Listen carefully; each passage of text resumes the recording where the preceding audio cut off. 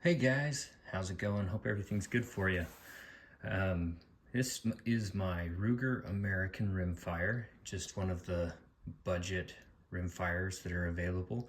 A couple years ago, a bunch of my buddies were getting into shooting 100-yard, 50-yard matches with 22s, and they were getting Savage Mark IIs and doing really well with those. And I got excited and thought, hey, I should try getting into maybe some of those as well. But I really wanted the advantage of using the 10-round magazines from Ruger rather than being stuck with 5-round magazines that come with the Ruger Mark II, or the Savage, sorry, Savage 2s. I know you can get bigger ones for them, but anyway, I just wanted the advantage of the Ruger magazines. So I found this and decided to go with it. And for the past couple of years, it's been a lot of fun taking to the range. I've kind of been in a little bit of a pursuit for accuracy, and I've tried a bunch of different ammunition, cheap stuff, more expensive stuff, Norma TAC 22, Ely, different Ely versions of their ammo, and I've never really gotten better than 1-inch groups. Maybe sometimes I'll get down to 3/4 of an inch at 50 yards, but never quite good enough for like trying to go to a match. And so I was pondering what to do next and considering buying a CZ. Is it the 52 or the 57? It's escaping my brain right now that I'm trying to talk about it. But anyway, I was thinking about getting the CZ bolt action rifle, and because I've read awesome things about that. But then I thought, hey, I have an old Ruger 1022, and I've got a friend who has a kid barrel and kid receiver, bolt, all that stuff, and it shoots very, very well. So I looked it up and I found that I could get a match barrel from Kid for quite a bit less than I could a whole new rifle.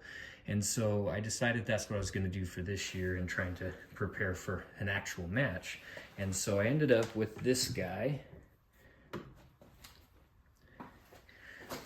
This is my stock 1022 with the stock receiver and bolt.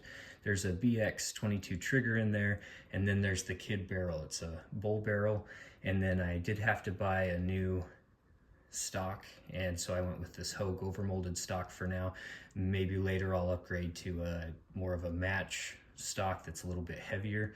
I did add some weight in the tail end by wrapping some wire around some rods and just stuffed them in the back there to give it a little bit more weight, a little bit more stability. But I'm excited. I'm going to take this out to the range, see how it does, and see if I can get into that 1/2-inch group at 50 yards. And if so, I think I'll be pretty competitive at some of these competitions this year. So, but hopefully that was a good choice. I'm excited to have a semi-auto with that kind of accuracy. It'll be just a little bit more, I guess, easy to shoot, smooth shooting rather than manually cycling the bolt in between each one. So I'm definitely keeping the Ruger American though. It's a great squirrel gun, great plinking gun. It's still accurate enough to enjoy, despite what my friend says when he makes fun of it and says you'd miss all the squirrels you're shooting at. It's really not that inaccurate. They're great rifles. But hopefully this upgrading to a Kid barrel will be a great step towards this pursuit of some match accuracy. But it's a great looking barrel there. It is threaded at the end, so I can use some add-ons later on if I want.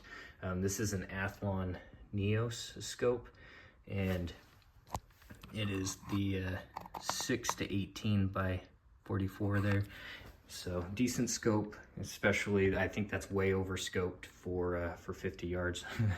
But anyway, there's what I'll be using this year to try and get into, be a little bit more competitive with some of the competitions.